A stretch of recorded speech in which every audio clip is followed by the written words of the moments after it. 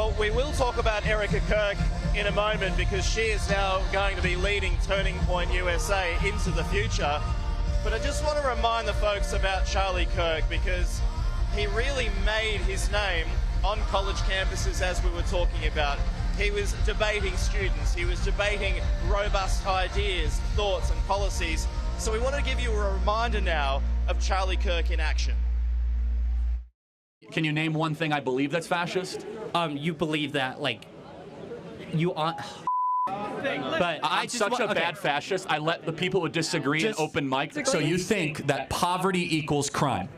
I think that it's highly correlated, and there's a lot of studies This is where on we that. disagree. What an insult to the working poor of this country. It's not a racism problem. It's not a white supremacy problem. It is an insult to other immigrants from Vietnam and Laos and Pakistan that have to wait decades in line to morally equivalate people that come in and just break in. Oh, I have an unstable country. Like half of the world's countries are unstable. Someone who comes across the southern border broke federal law, therefore they are a criminal. Okay, then we can just disagree. But you have to tell me what a criminal is, though. The left cannot define core terms.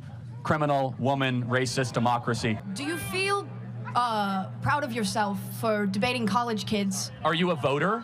I am a voter. I'm a registered voter. I vote and you vote. So I'm talking to voters of this country that will determine the future of Western civilization. That's what I'm doing here today. Yeah? I want to try to win you over as a liberal for Donald Trump. So you're going to give me a chance, okay?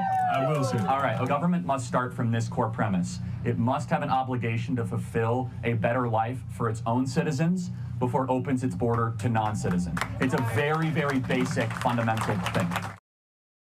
Well, there is just a brief example of his skills debating students at college campuses. And I was just reading a piece in the New York Times a little bit earlier, Rita. It was an interview with Erica Kirk, and she described that he would spend days preparing for these debates with students because to him it was the Super Bowl for him. It was, it was the Olympics, if you like, going into to battle these ideas with students. But I mean, he was controversial. There were views around race. There were views around Islam, immigration, other issues that a lot of students didn't like, a lot of folks didn't like. That's where the pushback came from. But like him or not, he was a skilled debater, wasn't he?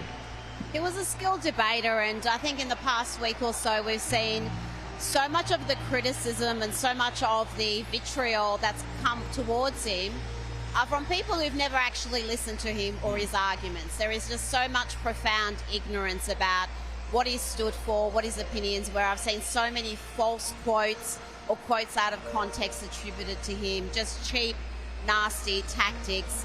And he won those debates because of the strength of his conviction and his intellect. And yes, he did prepare. And he knew, for a lot of these university students, this is the first time that we're hearing these sort of arguments because they're in that system and academia leans so heavily left that they really don't have their eyes open and haven't thought critically about so many issues. So that's why he was so powerful, because the kids these days, and we're seeing now everyone's got their posters up. This is an incredible sight. So when we came in today, folks, on every seat here in this stadium, those placards or those cardboard cutouts, it's got Charlie Kirk's name on it, it's got some scripture on it as well, it's got an image of him as well. They are on every seat, which is why you are seeing these images right now, which is quite a sight. As Rita pointed out a little bit earlier, I mean, it's obviously a very spiritual experience today, but highly emotional as well, isn't it?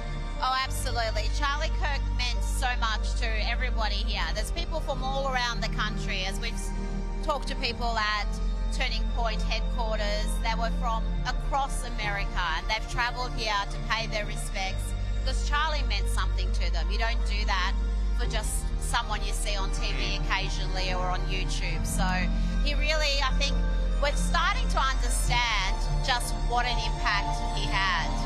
And as we continue to have a look at these pictures, I mean, as you know, you've been here for a couple of days now and talking to folks as well out the front of Turning Point HQ.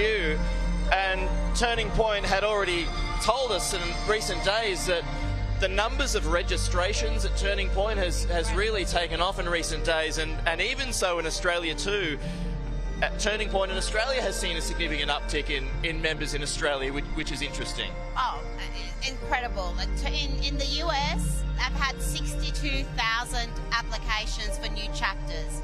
They've got about 2,000 in place last I looked. So that is, again, shows you that despite his, or perhaps partly because of his tragic death, the assassination where it shook the country, it has really deeply impacted tens of millions of Americans and people around the world.